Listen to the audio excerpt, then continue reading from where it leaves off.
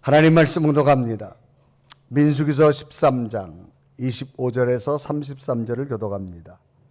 40일 동안 땅을 정탐하기를 마치고 돌아와 바람 광야 가데스에 이르러 모세와 아론과 이스라엘 자손의 온 회중에게 나와 그들에게 보고하고 그 땅의 과일을 보이고 모세에게 말하여 이르되 당신이 우리를 보낸 땅에 간즉 과연 이 땅에 젖과 꿀이 흐르는데 이것은 그 땅의 과일이니이다. 그러나 그 땅 거주민은 강하고 성읍은 견고하고 심이 클 뿐 아니라 거기서 아낙 자손을 보았으며 아말렉인은 남방 땅에 거주하고 헤딘과 여부스인과 아모리인은 산지에 거주하고 가나안인은 해변과 요단가에 거주하더이다. 갈렙이 모세 앞에서 백성을 조용하게 하고 이르되 우리가 곧 올라가서 그 땅을 취하자 능히 이기리라 하나 그와 함께 올라갔던 사람들이 이르되 우리는 능히 올라가서 그 백성을 치지 못하리라. 그들은 우리보다 강하니라 하고 이스라엘 자손 앞에서 그 정탐한 땅을 악평하여 이르되 우리가 두루 다니며 정탐한 땅은 그 거주민을 삼키는 땅이요 거기서 본 모든 백성은 신장이 장대한 자들이며 거기서 네피림 후손인 아낙 자손의 거인들을 보았나니 우리는 스스로 보기에도 메뚜기 같으니 그들이 보기에도 그와 같았을 것이니라. 아멘. 사람들은 자신이 무엇을 인지하려고 할 때 뇌라고 하는 기능은 자신 앞에 펼쳐진 상황을 인식하게 되는데 가장 많이 사용하는 감각기관이 바로 눈이라고 하는 겁니다. 그래서 보게 됩니다.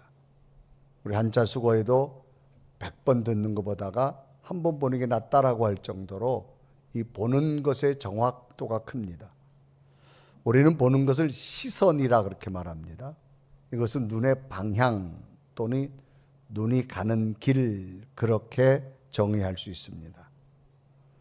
눈이 갈 때고 또 눈이 바라볼 때는 그냥 시력으로만 보는 것이 아니라 자신의 내면에 있는 마음을 통해서 보게 됩니다. 그래서 어떤 마음으로 바라보느냐라고 하는 것에 따라서 보이는 것이 달라지게 되어집니다. 한 가정에 할머니와 또 아이와 부부가 살았습니다. 한 아이가 거실에서 놀다가 그만 거실 바닥에 두었던 유리 접시를 뛰어놀다가 밟게 됩니다. 그리고 유리가 깨지고 아이의 발에 유리 조각이 박히면서 피가 납니다. 이것을 본 엄마가 큰 소리로 아이를 향해서 야단을 칩니다. 너는 눈도 없냐? 그러면서 심하게 아이를 꾸짖습니다. 그 모습을 보고 있던 아빠가 접시를 치우지 않은 아내를 꾸짖습니다. 왜 당신은 이 접시를 치우지 않아서 여기에 두어서 아이가 발을 다치게 하느냐고 꾸짖습니다. 옆에서 그 모습을 지켜보고 있던 할머니가 시끄럽다며 평소에 며느리의 게으름을 지적합니다. 너는 언제나 게을러 터져가지고 음식 먹은 접시도 치우지 않았다고 핀잔을 주기 시작합니다. 결국 깨진 유리 접시에 발에 찔린 아이는 겁에 질려서 울면서 자기 방으로 문을 쾅 닫고 들어가 버리고 맙니다. 갑작스럽게 이 가정의 분위기는 온통 시끄럽고 서로를 탓하며 화를 내는 가정이 되어졌습니다. 또 그 이웃집에 이 아이와 또래 아들이 똑같은 친구가 있었습니다.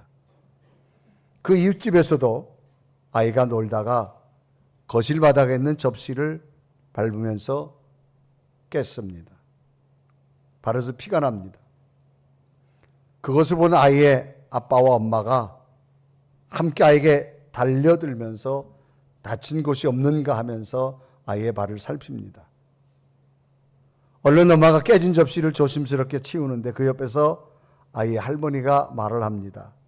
얘야, 아이가 크게 다치지 않았으니 얼마나 다행이냐.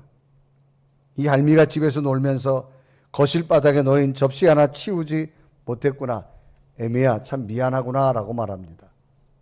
이 말을 들은 며느리가 송구스러워하면서 아니에요 어머니, 제가 그만 게을러가지고 그만 치우지 못했습니다. 죄송합니다 라고 말합니다. 옆에 있던 아빠가 머리를 극적거리며 제 잘못입니다. 제가 어제 간식을 먹고 접시를 당연히 치웠어야 하는데 치운다는 것을 깜빡 잊고 그만 바닥에 놓은 제가 잘못했습니다 라고 말합니다. 이 가정은 서로 배려하며 어려움의 문제를 웃으면서 풀어가는 가정이 됐습니다. 상황은 같은 상황인데 주어진 상황에 대하여 방향은 전혀 다른 모습입니다. 현실에 나타나는 똑같은 상황이었지만 상황에 대처하는 마음과 말은 서로 다른 결과를 만들게 되어집니다. 한 가정은 서로에게 화를 내는 가정이 되어졌고 한 가정은 다행이라며 서로를 배려하는 가정이 되어졌습니다. 오늘 예배하는 여러분, 우리들은 2026년 이제 지나간 전반의 시간을 다 보내고 또 후반기의 시간을 살아가야 하는 똑같은 시간, 똑같은 상황에 있습니다. 이러할 때 어떤 마음의 시선과 어떤 생각과 어떤 언어가 되어져야 할까요라고 하는 질문입니다. 주어진 상황을, 현실을 바라보는 마음에 따라 또는 언어에 따라 다가올 결과는 너무나 다른 느낌을 만들 수 있기 때문입니다. 이런 의미에서 오늘 본문을 살펴본다면 애굽에서 노예 생활하다가 나온 이스라엘 백성들을 약속의 땅으로 하나님이 인도합니다. 하나님께서 이스라엘 백성들이 가야 할 약속의 땅을, 가나안 땅을 먼저 보게 하려고 12지파의 대표 12명을 뽑아서 가나안 땅을 다녀오게 합니다. 가나안 땅을 40일 동안 정탐하고 돌아온 12명의 정탐꾼들은 똑같은 땅을 다녀오고 와서 보고합니다. 그런데 이들이 내놓은 보고는 너무 다릅니다. 똑같은 시간에 똑같은 것을 보고 왔으면 똑같이 말해야 되는데 두 종류의 보고가 있습니다. 먼저 10명은 자신들이 보고 온 가나안 땅에 대해서 부정적 보고를 합니다. 심지어는 성경은 이 땅을 악평했다라고 기록합니다. 이때 장면 민수기서 13장 32절은 이렇게 기록합니다. 이스라엘 자손 앞에서 그 정탐한 땅을 악평하여 이르되 우리가 두루 다니며 정탐한 땅은 그 거주민을 삼키는 땅이요 거기서 본 모든 백성은 신장이 장대한 자들이며 라고 말합니다. 한마디로 하나님이 주신 약속의 땅이 아니다라고 자신의 입으로 10명이 이구동성으로 백성들 앞에 보고합니다. 그런데 똑같은 시간에 똑같은 곳을 10명과 함께 다녀온 여호수아와 갈렙은 다르게 보고하는데 자신들이 보고 온 땅은 젖과 꿀이 흐르는 땅이라고 그러면서 그곳에 과일 열매까지 보여주면서 말합니다. 민수기서 13장 27절은 기록하지요. 모세에게 말하 이르되 당신이 우리를 보낸 땅에 간즉 과연 그 땅에 젖과 꿀이 흐르는데 이것은 그 땅의 과일이니이다. 똑같은 시간과 똑같은 상황의 땅을 보고 왔으면 똑같이 말해야 되는데 너무나 다르게 구분되게 말하더라는 겁니다. 여호수아 갈렙은 하나님 주신 분명한 약속의 땅, 젖과 꿀이 흐르는 땅이라고 말합니다.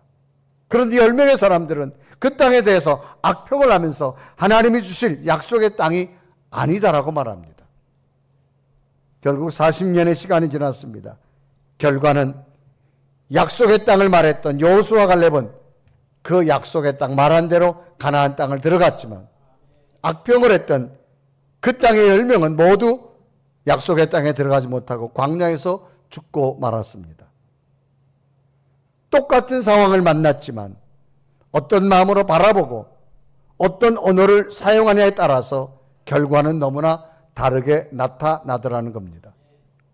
그럼 이들에게는 무엇이 달랐기에 같은 상황에서도 다른 느낌으로 다른 결과를 만들었는가를 살펴보면서 우리들 또한 2020년 미래의 시간을 살아가야 한 똑같은 상황, 똑같은 시간이 있습니다. 우리는 어떤 생각, 어떤 언어를 사용해야만 후반기의 삶을 하나님의 복된 삶으로 살아야 될 것인가를 생각해 보면서 무엇이 달랐는가? 좋은 것은 우리가 가지시고 나쁜 것은 배제하셔서 후반기의 삶이 복되기를 주님의 이름으로 축복합니다. 똑같은 상황에서 무엇이 달라서 다른 결과를 만들었을까? 첫째는 시선이 달랐다는 겁니다. 여러분, 시선은 내가 보는 겁니다. 보는데 시력만 가지고 보지 않습니다. 사람은 마음이라고 하는 그곳에서 뇌를 통해서 이 눈에다가 정보를 줄 때에 바라보는 것을 우리는 관점이라고 말합니다. 바라보는 시선이 달랐다. 무엇이 달랐을까요? 마음속에 어떤 것으로 바라보는 것이냐가 달랐다, 그런 이야기입니다. 12명의 정탐꾼들이 함께 본 것은 동일했습니다. 정말 젖과 끓이려는 풍요로운 땅, 그리고 그 땅에는 이미 다른 자기들보다 큰 부족, 안악자손이 살고 있었다고 하는 그 현실입니다. 성경은 12명 모두가 보고 온 땅에 대해서 모세에게 말합니다. 분명히 자기들이 보고 온 땅은 젖과 꿀이 흐르는 땅이라고 모두가 공감합니다. 그래 민수기 13장 17절에 기록합니다. 모세에게 말하 이르되 당신이 우리를 보낸 땅에 간즉 과연 그 땅에 젖과 꿀이 흐르는데 이것은 그 땅의 과일입니다. 그런데 분명히 자신들이 다녀온 땅은 젖과 꿀이 흐르는 땅이라고 말을 하고는 그 땅을 갈 수 없는 이유를 말합니다. 28절에 이루어가죠. 그러나 그 땅 거민은 강하고 성읍은 견고하고 심이 클 뿐 아니라 거기서 안악자손을 보았으며 라고 말합니다. 분명히 젖과 꿀이 흐르는 땅을 보았는데도 불구하고 그 땅에 대해서 부정적인 것만 이야기합니다. 똑같은 상황의 환경이었지만 어떤 시선으로 바라보느냐에 따라서 언어가 달라진다라고 하는 겁니다. 한 사람은 갈 수 있는 땅이라고 말하고 또 한 부류는 갈 수 없는 땅이라고 말합니다. 왜 다른 말들을 하게 됐을까요? 10명의 정탐꾼들은 하나님이 없는 눈으로 보았기 때문입니다. 10명의 정탐꾼들은 약속의 땅을 갔는데 눈이 휘둥그레졌습니다. 풍요를 상징하는 단어로 젖과 꿀이 흐르는 땅을 보게 된 겁니다. 그래서 과일도 직접 따와서 모세에게 보여줬습니다. 27절에 이루어가죠. 모세에게 말하 이르되 당신이 우리를 보낸 땅에 간즉 과연 그 땅에 젖과 꿀이 흐르는데 이것은 그 땅의 과일이니이다. 여기서 젖과 꿀이 흐르는 땅이다 라고 하는 말은, 흐르다라는 말은 히브리의 원어적 해석이 있습니다. 원어에는 자바트라는 단어입니다. 그 뜻은 흐르다, 솟아나다, 넘쳐나다, 그런 의미를 가지고 있습니다. 이것은 인간의 인위적 노력으로 만들어내서 흐르고 넘쳐나는 것을 말하는 것이 아닙니다. 그저 자연스럽게 풍성하게 밖으로 흘러 넘치는 상태를 히브리 원어로 자바트라는 단어를 씁니다. 즉 하나님께서 공급하시는 풍성한 것을 상징적으로 표현한 겁니다. 그 땅에서는 너무너무 풍부하게 막 넘쳐난다는 겁니다. 막 흐르다고 솟아난다는 겁니다. 그런데 이것은 인간이 만든 것이 아니라 그 땅을 갔는데 하나님께서 그렇게 허락해 주신 것을 말하는 겁니다. 그래서 그 땅에 대해서 젖과 꿀이라는 단어를 씁니다. 여러분, 젖이라는 말은 가나안 땅의 최저가 된 풍요의 환경을 말합니다. 꿀은 농경의 풍요로움과 또 땅의 비옥함을 상징하는 말로 젖과 꿀이라는 단어입니다. 그리고 젖과 꿀이라는 땅이라는 말은 단순히 먹을 것이 많다는 것을 넘어서 목축의 젖과 또 농경의 꿀이라는 인간 생존에 완벽하게 필요한 것이 막 넘치다는 겁니다. 그런데 넘치는 것이 인간이 만든 것이 아니라 하나님이 만들어준 이 풍요로움을 상징하는 겁니다. 그래서 모세에게 그 땅에서 따온 열매를, 포도나무, 석류, 무화과 열매를 직접 보여줬습니다. 그래 민수기 13장 27절을 말합니다. 모세에게 말하이르되 당신은 우리를 보낸 땅에 간즉 과연 그 땅에 젖과 꿀이 흐르는데 이것은 그 땅의 과일이니이다. 하나님이 주시는 넘치는 기름지고 풍부한 땅이라고 하는 사실을 두 눈으로 확인하고 열매까지 따가지고 와서 자기들 보고 다녀오란 모세에게 보여준 것이 팩트입니다. 분명한 사실입니다. 그런데 10명은 부정적인 말을 합니다. 악평을 합니다. 그 땅은 갈 수 없다고 말합니다. 왜 악평을 하고 부정적인 말하게 됐을까요? 10명의 마음속에는 믿음이 없었기 때문입니다.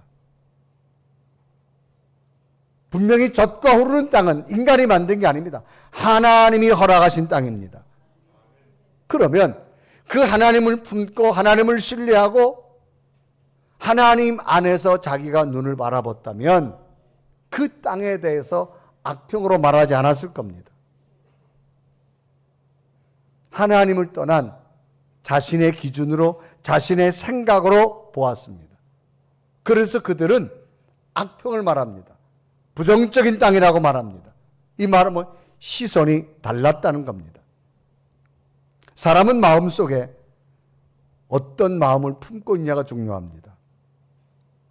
눈으로 보지만 사람은 마음속에 있는 것으로 보게 됩니다. 그래서 사람은 참 신기하죠. 똑같은 것을 봐도 사람은 자기가 보고 싶은 것만 봅니다. 이게 인간입니다. 이런 이야기들 많이 여러분 들어보신 적 있을 겁니다.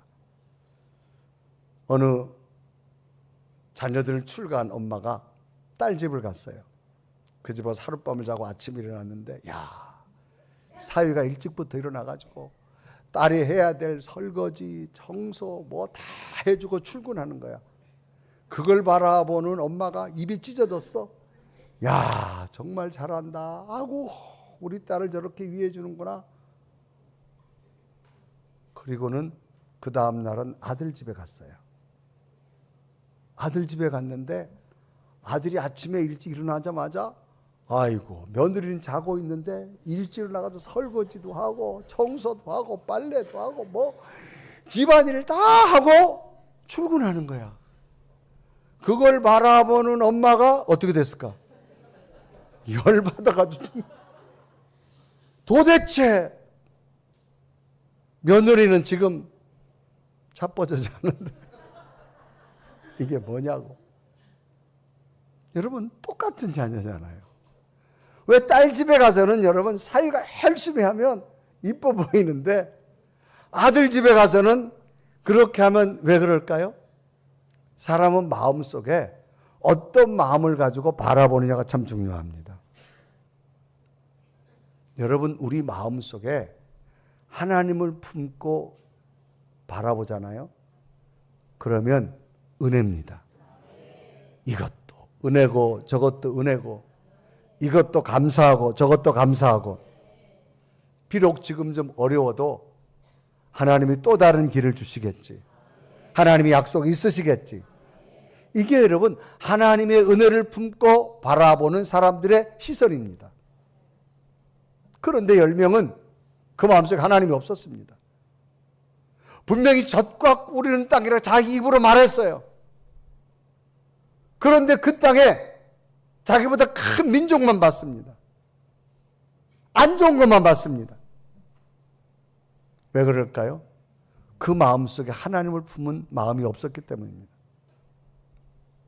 하나님의 역사는 인간의 시력으로 우리의 생각으로 보여지지만 하나님의 약속은 시력을 뛰어넘는 또 다른 하나님의 계획이 있고 또 다른 하나님의 방법을 보는 것이 믿음의 눈입니다. 왜 우리가 오늘 주일날 예배 드릴까요? 시간 남아서 오신 분 아무도 없어요. 그러나 우리 마음속에 지난 한 주간도 살은 것도 하나님의 은혜고 이 한 주간 오늘 주신 은혜로 또 미래의 삶을 살아가기에 그 은혜가 필요하기에 하나님 전에 오게 된 줄로 믿습니다. 왜 우리가 봉사합니까? 왜 헌신합니까? 내 마음속에 하나님이 주신 은혜가 크니까 봉사하고 헌신하는 거예요. 시간 남아서 주의 일 하는 거 아닙니다. 하나님이 내게 주신 은혜가 크니까 내게 주신 시간을 전략해서 주를 위해서 내 삶과 재능을 드리는 겁니다. 물질이 많아서 봉사하고 헌신하는 거 아닙니다. 하나님이 주신 것이 은혜로 느껴지기에 내게 주신 것 감사하는 마음으로 하나님 앞에 헌신하는 것, 내 마음속에 하나님의 은혜가 있기 때문인 줄로 믿습니다.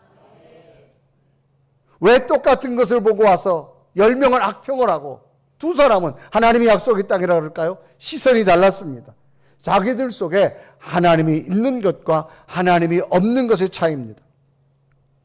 인간의 마음의 모습 마치 우리 눈에 쓰는 선글라스와 같습니다. 검은색 선글라스를 쓰면 검게 보입니다. 붉은색 선글라스는 붉게 보입니다. 우리 속에 은혜의 안경을 쓰고 살아가시기를 바랍니다. 두 번째는 해석이 달랐습니다. 해석이란 말은 사물이나 행위를 판단하고 이해하는 것을 해석이라 그렇게 말합니다. 어떤 것을 보고 관찰하고 나서 판단합니다. 그리고 이해하고 내가 받아들이는 걸 해석이라고 말합니다. 오늘 본문의 중요성은 그 해석의 권한이 누구에게 있느냐 그 말입니다. 10명은 똑같은 것을 보고 다녀왔습니다. 철저히 자기 중심으로 해석합니다. 이들 해석은 그들은 우리보다 강한 민족에 살고 있다는 겁니다. 갑옷드니까 성읍도 크다라고 말합니다. 우리보다 신장도 크다라고 말합니다. 그러므로 우리는 그들을 이길 수 없다라고 부정적으로 말하고 더 나아가서는 악평으로 말합니다. 왜? 이것은 자신의 관점으로 보았기 때문입니다. 이스라엘 백성들은 430년 동안 노예 생활했습니다. 늘 가슴을 졸이며 살았습니다. 하나님의 은혜가 없었습니다. 그것은 자신의 관점으로 해석하고 나니까 하나님이 만들어주는 것을 이해할 수가 없었습니다. 그런데 하나님께서는 이미 그들에게 이 약속의 땅을 주시겠다고 분명히 말씀하셨습니다. 그래서 모세를 통해서 보내는 겁니다. 민수기서 13장 1절에 이런 기록이 있죠. 여호와께서 모세에게 말씀하여 이르시되 2절을 보면 기록합니다. 사람을 보내어 내가 이스라엘 자손에게 주는 가나안 땅을 정탐하게 하되, 하나님이 분명히 그 가나안 땅을 주신다고 말씀했어요. 그래서 가서 보고 오라고. 그래서 모세가 이스라엘이 12지파 12명을 뽑아가 지금 보내는 겁니다. 그런데 12명이 똑같은 것을 보고 와서 지금 보고하는 겁니다. 10명의 사람들은 자기 기준으로만 해석합니다. 자기 생각으로만 해석합니다. 그래서 그 땅 갔더니 우리보다 큰 민족이 살고 성읍도 크고 그러므로 그 땅은 들어갈 수 없다라고 말합니다. 그래 민수기 13장 28절에 말하죠. 그러나 그 땅 거주민은 강하고 성읍은 견고하고 심이 클 뿐 아니라 거기서 아낙 자손을 보았으며 33절에 기록합니다. 거기서 네피림 우선의 아낙 자손의 거인들을 보았나니 우리는 스스로 보기에도 뭐와 같다? 메뚜기 같으니 그들이 보기에도 그와 같을 것이다. 자기들은 곤충 같다는 거야. 저들은 큰 민족이라는 거야. 그러니까 그 땅을 갈 수 없다라고 말하는 겁니다. 성경에 보면 보았음이라는 단어를 했고 보았나니라는 말이 있습니다. 믿음 없이 보고 나니까 해석도 믿음 없이 하는 겁니다. 여러분이 할 수 없다고 포기하지 마십시오. 믿음은 하나님 붙들고 나가면 하나님은 하나님의 방법으로 이루어 주실 줄로 믿습니다. 이게 다른 거예요. 그런데 2명 여호수아 갈렙은 해석이 달랐습니다. 그 마음속에 하나님이 함께 하셨습니다. 그러므로 우리 그 땅은 하나님이 주실 약속의 땅이라고 그들은 분명히 말합니다. 그래서 말합니다. 다만 하나님을 거역하지 말자. 두려워하지 마라. 그들은 우리의 먹이다. 그래 민수기 14장 9절은 말합니다. 다만 여호와를 거역하지 말라. 또 그 땅 백성을 두려워하지 말라. 그들은 우리의 먹이라. 그들의 보호자는 그들에게 떠났고 여호와는 우리와 함께 하시느니라. 그들을 두려워하지 말라. 두 사람은 10명과 달리 하나님의 관점으로 믿음을 가지고 생각하고 해석하기 시작합니다. 이런 모습들은 우리의 삶 속에서도 흔히들 일어날 수 있는 일들입니다. 오늘 내게 주어진 삶의 환경을 어떻게 해석할 것인가라고 하는 겁니다. 믿음의 관점으로 해석할 것인가 아니면 자신의 관점으로 해석할 것인가. 믿음으로 해석하면 또 다른 희망을 볼 수 있습니다. 믿음 없이 자신의 관점으로 해석하면 포기할 수밖에 없고 부정적인 해석밖에 나오지 않습니다. 이제 후반기의 삶을 살아갈 텐데 여러분 가정 무엇으로 해석할까요? 하나님을 품고 해석해 보십시오. 또 다른 하나님의 약속이 보여줄 줄 믿습니다. 여러분 자녀들을 향해서 어떻게 해석할까요? 하나님 안에서 해석하십시오. 위대한 꿈이 자녀들에게 일어나게 될 줄로 믿습니다. 내 직장과 비즈니스 우리는 못합니다. 그러나 여러분 내 속에 하나님이 계시기에 우리는 그분 붙들고 살아가는 겁니다. 그러므로 그분 안에서 해석하십시오. 또 다른 희망이 생겨질 줄로 믿습니다. 그러므로 하나님의 관점의 해석은 나는 여자가지만 언제나 변치 않으신 하나님이 나와 함께함을 나는 믿습니다. 그러므로 그 하나님 안에서 또 꿈을 꾸며 살아가겠습니다. 이게 믿음의 해석입니다. 신약 성경에 보면 사도 바울은 철학에 능한 사람이 있고 학문에 능한 사람, 수사학에 능한 사람, 심지어는 예수 믿는 사람을 옥에 잡아서 가두는 사람. 그런데 그 예수 그리스도를 만나고 나니까 온통 자기 속에는 하나님만 가득 찼습니다. 그래서 사도 바울이 고백한 말이 뭐예요? 내가 이것저것 다 해봐 가난하고 부한고 살아갔지만 중요하지 않더라. 오늘 내게 능력 주시는 그분 안에서 나는 모든 것을 할 수 있습니다. 그래 빌립보서 4장 13절에 바울이 분명히 고백하잖아요. 내게 능력 주시는 자 안에서 내가 모든 걸 할 수 있느니라. 믿음으로 해석하시기를 바랍니다. 다윗이라는 사람이 있습니다. 억울하게 13년 동안 사울이 죽이려고 하니까 도망자의 삶을 살아갑니다. 그런데 이 다윗의 분명한 것은 어떤 상황에서도 하나님 편에서 해석했다는 겁니다.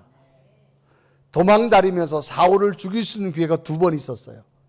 그런데도 이 다윗이 사위를 죽이지 않습니다. 왜? 하나님이 해결할 줄로 믿습니다. 늘 이런 해석입니다.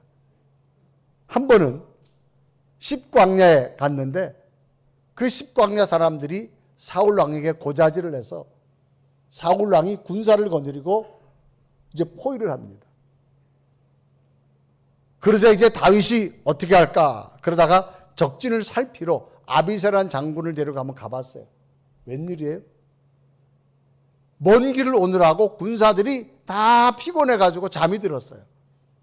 어디까지 들어갔느냐? 사울 왕에 있는 천막까지 들어간 거예요. 그런데 거기 가봤더니 보초병도 다 자고요. 사울 왕도 자요. 이제 다윗과 아비새 장군이 함께 가서 뭐 들어온지도 몰라요. 이때 아비새 장군이 다윗을 보고 뭐라 하는 줄 아세요? 다윗이요, 하나님이 좋은 기회를 줬습니다.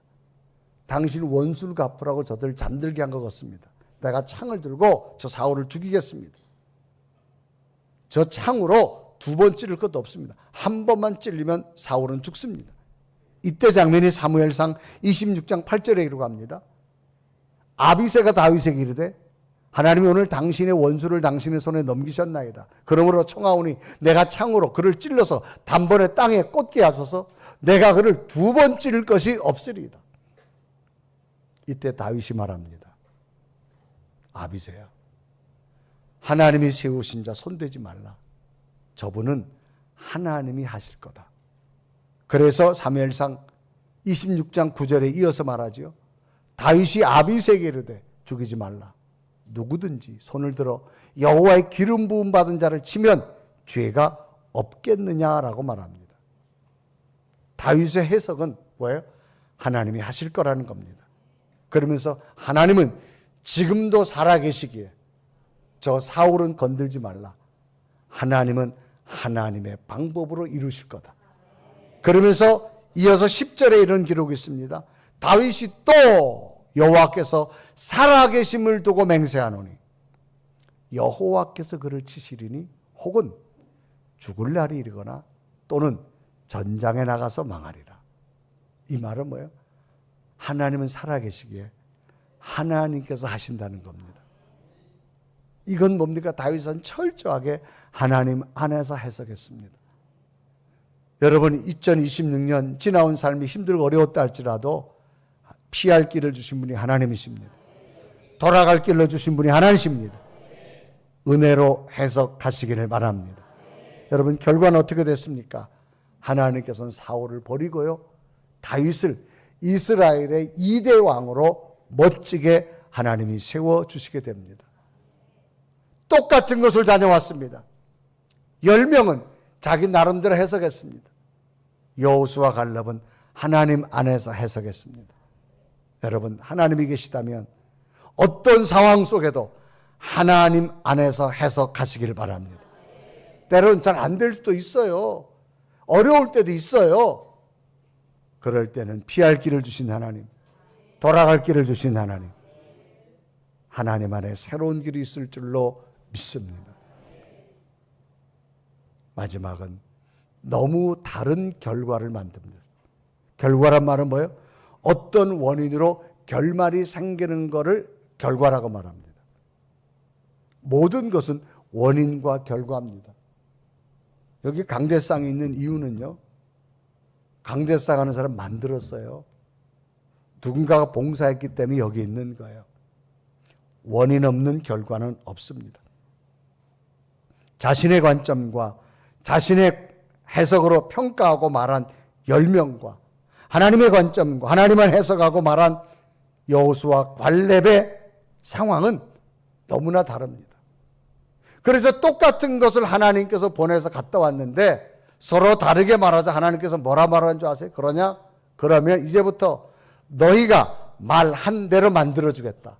갈 수 없다고 말한 자는 갈 수 없게 만들 것이고 갈 수 있다고 말한 자는 갈 수 있게 만들어준다. 그래 민수기서 14장 28절에 이루고 갑니다. 다 같이 읽어볼까요? 시작. 그들에게 이르기를 여호와의 말씀에 내 삶을 두고 맹세하노라. 너희 말이 내 귀에 들린 대로 너희에게 우리가 말한 대로 하나님께서 행해 주겠다는 거예요. 하나님을 떠나서 말하고 떠나서 해석한 자들은 너희들은 광야에서 원망했기 때문에 다 시체가 돼서 죽을 거라고 말합니다. 그러나 여호수아 갈렙은 약속의 땅을 들어갈 것이다. 그래 민수기서 14장 29절에 이러고 합니다. 너희 시체가 이 광야에 엎드려질 것이라. 너희 중에서 20세 이상으로 계수된 자고 나를 원망한 자 전부. 그러나 30절에 기록합니다. 여본네 아들 갈렙과 눈의 아들 여호수아 외에는 내가 맹세하여 너희에게 살게 하려는 땅에 결단코 들어가지 못하리라. 40년이 지난 다음 여호수아 갈렙은 들어갔지만 10명은 다 죽고 맙니다. 너무나 다른 결과였습니다. 왜 이렇게 됐을까요? 믿음으로 바라보지 않았습니다. 믿음으로 해석하지 않았습니다. 그러니까 하나님이 믿음의 열매를 주지 않는 거예요. 오늘 우리에게 믿음이 있다면 하나님 안에서 바라보시고 하나님 안에서 해석하시고 하나님 안에서 선포하십시오. 하나님은 믿음대로 만들어 주실 줄로 믿습니다. 똑같은 시대를 살아갑니다. 이제 또 우리는 2020년 후반기 삶을 살아야 됩니다. 열매가 복되길 원한다면 하나님 안에서 바라보시고 하나님 안에서 해석하시고 하나님 안에서 말하십시오. 복된 승리가 있기를 주님의 이름으로 축복합니다. 우리 한번 고백하며 찬양할 텐데 후련법은 여호수아 본받아 앞으로 가세 우리 그 알초서는 주님 품일세. 우리 고백하며 찬양합니다.